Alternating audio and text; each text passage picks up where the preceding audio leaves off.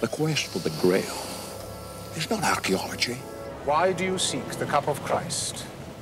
Is it for his glory or for yours? The quest for the Holy Grail has always intrigued English author Graham Phillips.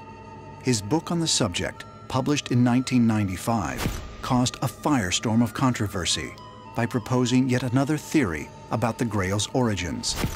Phillips claimed that the Grail was indeed a cup used to catch the blood of Jesus at the crucifixion. However, it did not belong to Joseph of Arimathea, but rather to Mary Magdalene. According to Phillips' research, Mary's Grail was sealed in the tomb of Jesus for almost 400 years. Then, in the early 4th century, the Roman Empress Helena allegedly uncovered the site of Christ's burial in Jerusalem, discovered the Grail, and brought it to Rome. But to avoid capture by raiding barbarians in the year 410, the Grail was supposedly removed from Rome and hidden in England. The King Arthur story sets the Grail in a place called the White Castle. And I discovered in old manuscripts that the county of Shropshire in the western central part of England was once called the White Land. And I found there a little town by the name of Whittington, which is the Old English for White Town. And there's still a castle there that dates from the Middle Ages, which is known locally as the White Castle. Phillips discovered that Thomas Wright, a 19th century historian who was a direct descendant of the Lords of Whittington Castle, claimed to possess the Holy Grail.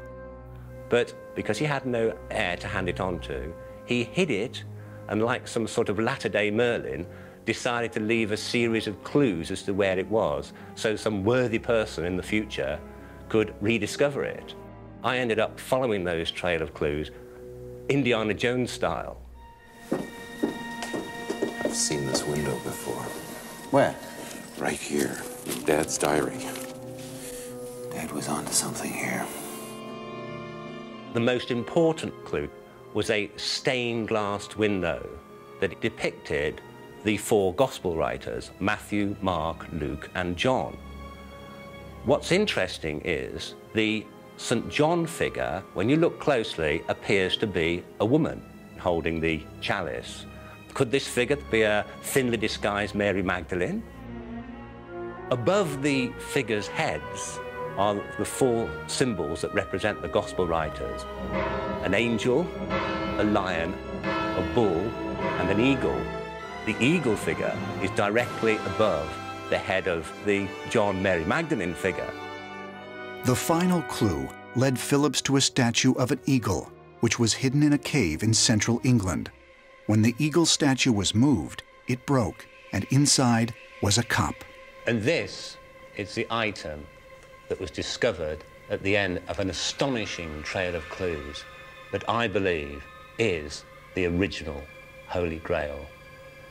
What's fascinating about this is that it has been identified as a 1st century Roman scent jar. It's 2,000 years old. That is the time that Jesus and Mary Magdalene were alive.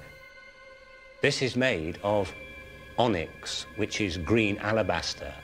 And in the Bible, it tells us that Mary Magdalene's cup was made from alabaster. It's even called the alabaster jar.